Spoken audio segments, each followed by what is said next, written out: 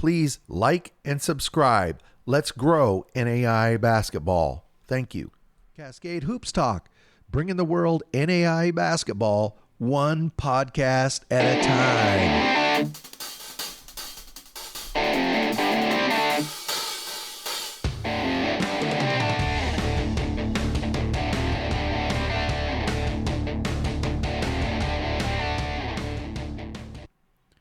Hey, good morning. It's Friday, January 26th. It's almost February. I just can't believe it. So by the time you hear this, I'm going to be on the road on my way to Idaho. I'll be live covering College of Idaho, Oregon Tech tonight. So watch on Twitter for that. We'll do live look-ins pregame and then post-game interviews. Today we have an update on all those games last night. I think there were 9 or 10 conferences in action. We're also going to talk to Josh Roach. He's an assistant men's basketball coach, science and arts. He's been working on some analytical tools that he's willing to make available to coaches. So we're going to talk to him today as well. So why don't we get right at it? There was like 1.2 million games last night. Why don't we start in the Sooner Conference, start with number 2, Langston. They had to go to Oklahoma City. They beat them 88-50. Anthony Roy, 16 points, 4 rebounds. Cortez Mosley, 19 points, 9 rebounds. Somebody stole a rebound. He should have had a double-double. They go to 18-0, so along with Grace, I think Grace is 19-0. They're 18-0. They're going to play John Brown at home on Saturday.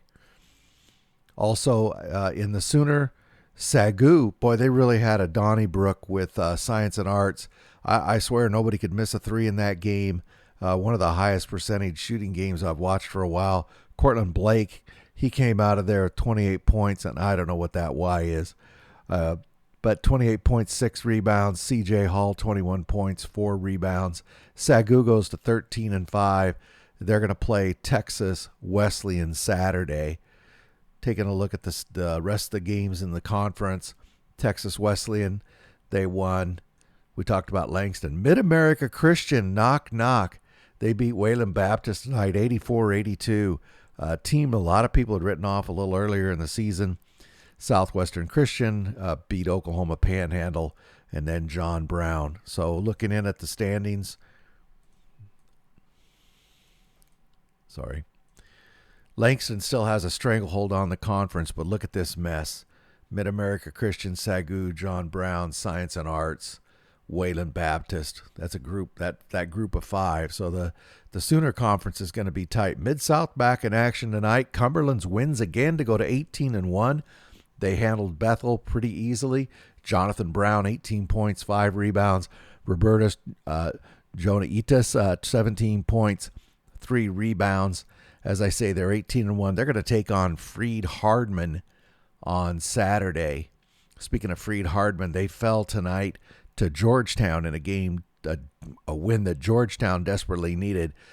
Freed Hardman goes to 16-3. Not going to get any easier for Freed Hardman. They play Cumberland's on Saturday. So in that Georgetown game, they beat Freed Hardman 70-66. Javion Spikes, 12 points, 4 rebounds. Kyran Jones, biggest 6'5" guy in the country, 22 points, 15 rebounds. Georgetown 15-4, and they're going to play Bethel on Saturday. And we're going to look at the standings here, and you're going to see why Georgetown needed that win. The only other game in the conference, Campbellsville beat Lindsey Wilson. Going back to the standings, Cumberland's and Freed Hardman kind of leading the conference right now. Georgetown really hanging back, couple games back. The Frontier tonight, Montana Tech, they took care of business. They thumped Montana Northern. Caleb Bellich, he scored 12 points, 3 rebounds. And look at Michael 35 points, 5 rebounds. Montana Tech, the Ore Diggers go to 15-4, and they're going to play Carroll. It says February 1st. Sometimes the next game isn't on Presto. You might double check that. But that Carroll Montana Tech game is going to be a big game. I'll show you why. Look at the rest of the Frontier first. Rocky Mountain gets a win. They really needed it. They beat Providence, and Carroll beat Montana Western. So Montana Tech and Carroll are both 5-1 now, and the rest of the conference is starting to fall back a little bit. We'll have to see how the Frontier shakes out. Over in the southern states, big game over there. Tennessee Southern beat Middle Georgia State. Tennessee Southern's really getting a stranglehold on that southern states. They go to 18-2. They're going to play Bruton Parker on Saturday. Darian Hudson, 19 points, 6 assists. Kendall Wright, 20 points, 5 rebounds. Looking at the rest of the southern states tonight, just a couple other games. Stillman won, and then Faulkner beat Loyola. And if you look at the standings here, you can see Tennessee Southern is 3.5 games up on Stillman. Same as the other conference. Look at that. What is there? 1, 2, 3, 4, 5. 6 teams are like all within a game and a half right here for second place. So that the southern states could get pretty interesting, but it's turning into a race for second. Over in the River State, LSU Alexandria knocks off Shreveport at Alexandria, 103-98. Cashing that, J.D. Allen really produced tonight for the Generals. Cashing that, 26 points, 12 rebounds. J.D. Allen, 19 points. So they Shreveport goes to 13-4, and they're going to play Louisiana Christian on Saturday. And Louisiana Christian, they've won 2 out of the last 3, but they're also, let's go to the rest of the games here. So Louisiana Christian beat Texas A&M, Texarkana. That's 2 out of 3 they've won. Xavier won, Texas College, Our Lady of the Lake, and Paul Quinn. The point I was trying to make is that's not a gimme game. I know their record kind of stinks, but they're playing everybody tough, and they're getting quite a few wins now. So LSU Alexandria, a team everybody had written off. They are now leading the Red River. They're a half game up on Texas College, and then you can see the rest of the conference here.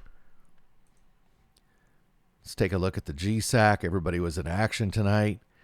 Arizona Christian knocked off Vanguard 63-49. Arizona Christian, they pulled the defense out tonight. They held Vanguard under 50 points. Trent Hudgens, 14 points. And then Anthony Howe, 8 points, 10 rebounds. So the Arizona Christian, they go to 15-5. They're going to play at Hope on Saturday. That's a tough place to play. Rest of the GSAC tonight, OUAZ winners. Jessup beat Life Pacific.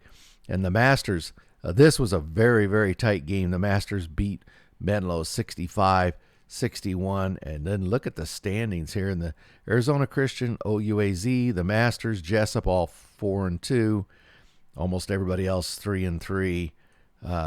Other than Life Pacific, this is pretty much anybody can beat anybody conference. We say that about everybody, but boy, it's really coming true there in the GSAC. Big story out of the CalPAC tonight. Westcliff, they had been struggling. They beat Antelope Valley tonight. That was a huge win for Westcliff. They beat them 77-66. Jamal Briscoe and Raven Turner, they combined for 30 points, 12 rebounds. So Antelope Valley, they go to 16-4, and they have to play St. Catherine on Saturday. We spoke to Coach Jared Cook earlier in the season, coach of Westcliff. I think we're going to try to get him back on next week. Coach, if you hear this, shoot me a note. I'd love to get you on early next week. Big win for Westcliff. So in the CalPAC, other games, Embry-Riddle won, Benedictine Mesa, UC Merced beat Pacific Union. Pacific Union is really struggling. Good win for Simpson beating Cal Maritime, and as we said, Westcliff beat Antelope Valley. But Antelope Valley is still 2.5 games up on St. Catherine, and then you can see this is another conference that's kind of a race for second. I think it would take a lot for them to knock Antelope Valley down, but you never know. A lot of games left. Over in the River States, Point Park, they're 19-1. This was a really highly anticipated game, at least by me. St. Mary's of the Woods and Point Park. It was a close game, but Point Park seemed to have control most of the most of the affair. They beat them 77-70. Joe Valerie, 19 points, 12 rebounds for the double-double. Jalen Stamps, 20 points, 7 assists. Point Park, 19-1. And they're going to play IU Kokomo on Saturday. The other game tonight in the River State, Shawnee State beat IU Kokomo. So IU Kokomo is probably going to be fired up for that game Saturday. So Point Park, St. Mary of the Woods now, they're tied at the top. Shawnee State a half game back. So this is really still anybody's ball game there in the River States. We'll just keep an eye on it. Over in the American Midwest tonight, Baptist Bible, they just beat up on UHSP, just pounded them. Missouri Baptist beat Williams Baptist. Columbia won, as did Central Baptist. So Central Baptist now, they're undefeated. Columbia is 6-1.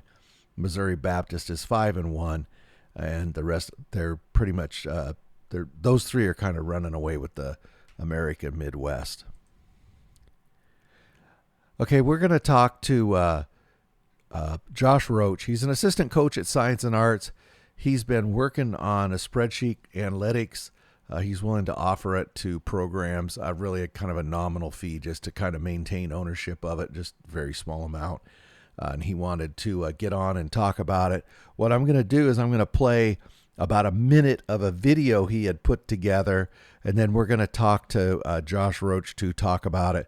But it's really important. Here is his contact information, and this is his YouTube where you can see the entire video that I'm going to show. So here's his YouTube, jroach411. Here's his email, jroach@USAO.edu. So let's watch part of his video.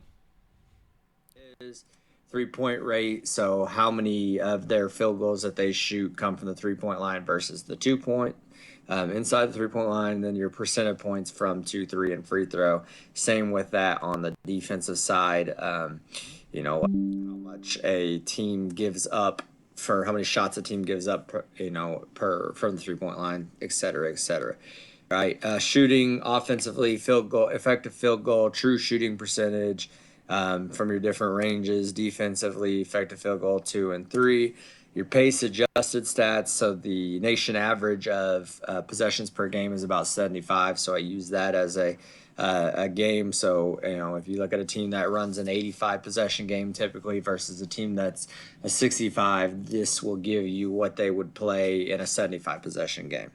All right, so that is your offensively as well as defensively. And then finally, your rebounding percentages. So offensive rebounding percent, defensive total, your differential, your margin, things like that. Okay, so if you have access to this page, this table, the easiest thing to do, like I said, I'm from Science and Arts. If I hit Control F, it brings up a search bar. And if I start to type in the school I'm searching for, Science and Arts, right, it'll automatically on this tab now find all the ones, and I can go ahead and type all the rest of it out, but it's the only school with science in the name here. So there's 5 different categories on this tab. So right here it says we rank.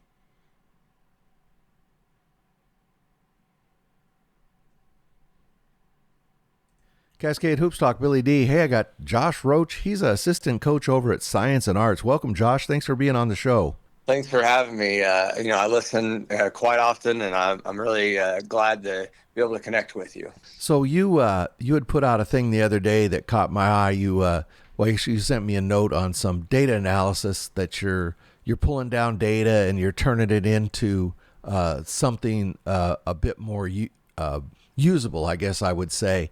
But before we talk about that, just tell people who you are and where you're working and what you do at Science and Arts. Yeah, so I'm an assistant here. I was a high school coach for a while in Indiana, and just kind of had this pulling towards the college game. I kind of feel the way that I coach. I'm all about like using the sport to teach life lessons and things like that. And I kind of felt like the way I coach that is more impacted at this level. At the college level, you're finally out on your own, where you have to kind of live with your decisions on a daily basis, and not in high school sometimes we go and we make our decisions, but we still have our parents at home, and here you're out on your own. So I kind of got into the college game and I wound up in Oklahoma, which is 10 hours from home, but I love every minute of it. And just kind of looking to always, I'm a very detail oriented person, so always try to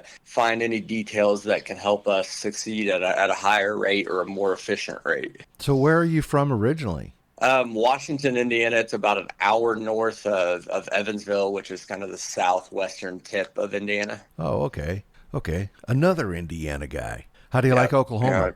I love it. It's very similar. When I first moved out here, I joked, I was like, well, you see a lot more land here. You would see corn in Indiana, but That's a good one. people are similar, but and weather is similar. It's just it might be colder for longer in Indiana, but Yeah. at times like this last week where we get a little ice, Indiana's probably a little more prepared for it just because they know they get it more often. But other than that, it's similar. So Okay, so Josh, you worked on and I already played a little video of your analysis sheet. I don't know what to call it, but why don't you just talk about what it is, why you put it together, and what information coaches can get from it? yeah, so every year here, Coach always talks about Coach Francis in our exit interviews. We always talk about with the guys that you got to come back better than you left the year, and so we always say too, we practice what we preach, and the coaches have to do the same. And so every year you sit down in the off season and you think about things to get better. And I've kind of made it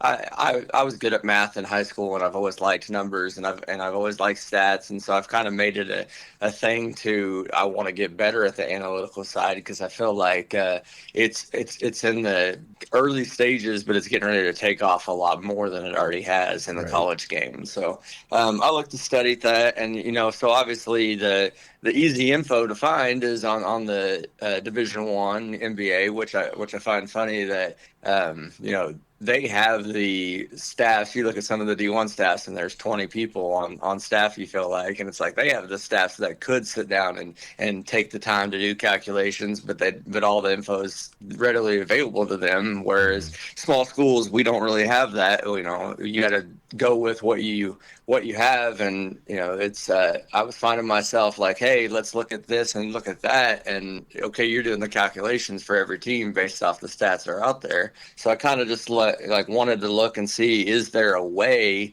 to kind of get that information out there so where you can pull it up, and instead of, oh, here's their stats and do the calculations, it's like, okay, here's the number, and what does that tell me about the team? So give me an example of some of the categories, and you pull it up. You pull the data. I understand your system pulls the data every morning. Give us an example of some of the things you track for each team in the country. Okay, so the basic four factors on the Dean Oliver, it's effective field goal percentage, turnover percentage, offensive rebounding percentage, and free throw factor.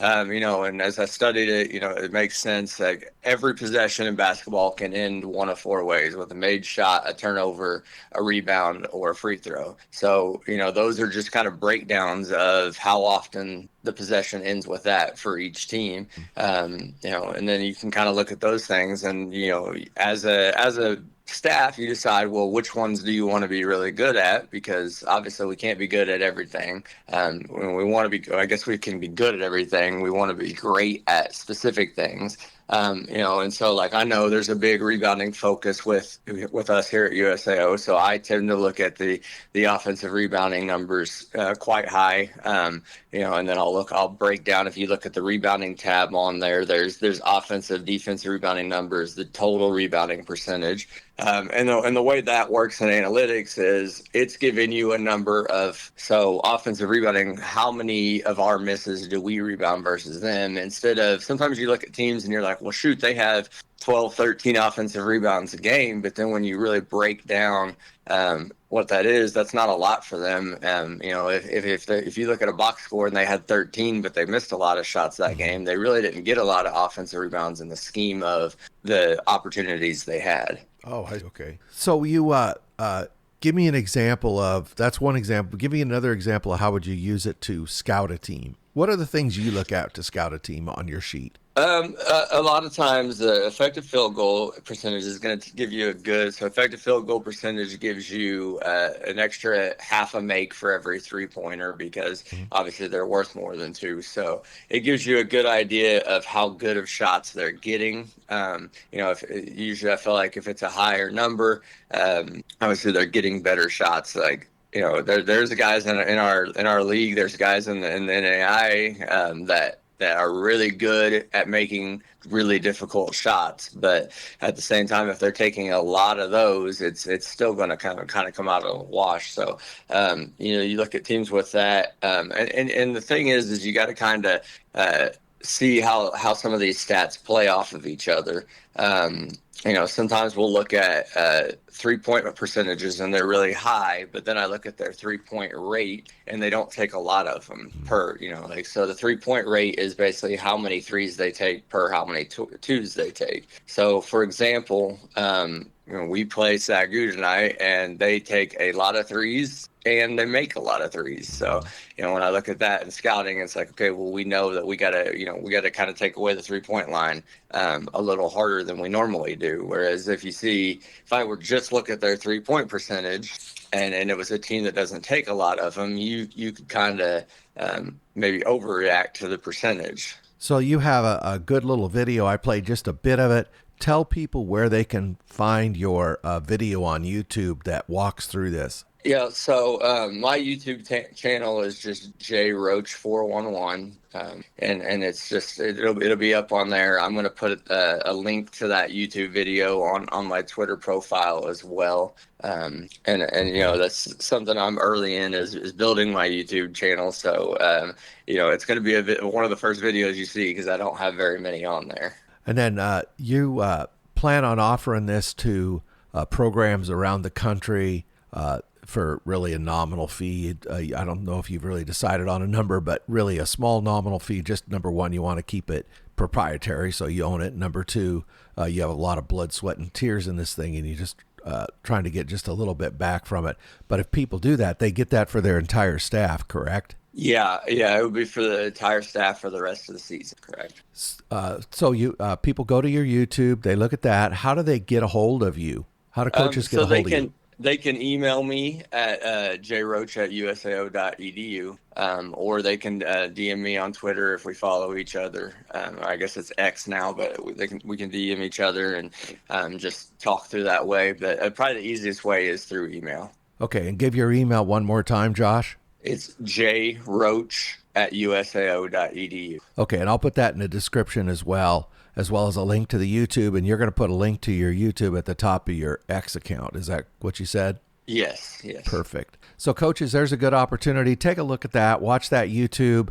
It's really just a very, very small nominal fee every year. And then Josh will give you access to your entire coaching staff. It's just another way of, pulling together all these different variables to scout. Just look at it and see if that's valuable to you. If you think it is, just get a hold of Josh Roach at his contact, or look at the description of this show. So, Josh, did we cover what you needed to cover? Yeah, I think so. Are you going to beat Sagu tonight? Man, I hope. It's definitely a challenge, and I feel the guys are ready, but it's a like you said, it's a difficult place to play. They beat Wayland the other day, and then they dropped to Mac U. So and I know they always get up to play us. So it's always a good battle. It was an unfair question. I was just poking at you. You're going into Waxahachie, man. It's a war. Delton Deal does a really, really good job over there, and that gym can get pretty crazy. So anyway, good luck tonight. It'll be a great Sooner athletic game, and I wish you luck. Thank you. That's Josh Roach with Science and Arts, and make sure you take a look at that product and reach out to him. And again, it's a very nominal fee. Josh, thanks for being on the show. Thanks for having me. Hey, thanks a lot to Josh Roach. Go to his YouTube, take a look at it, see if it's something you're interested in, and you can get a hold of him on that email that's right there on this page, and I'll put it in the description as well.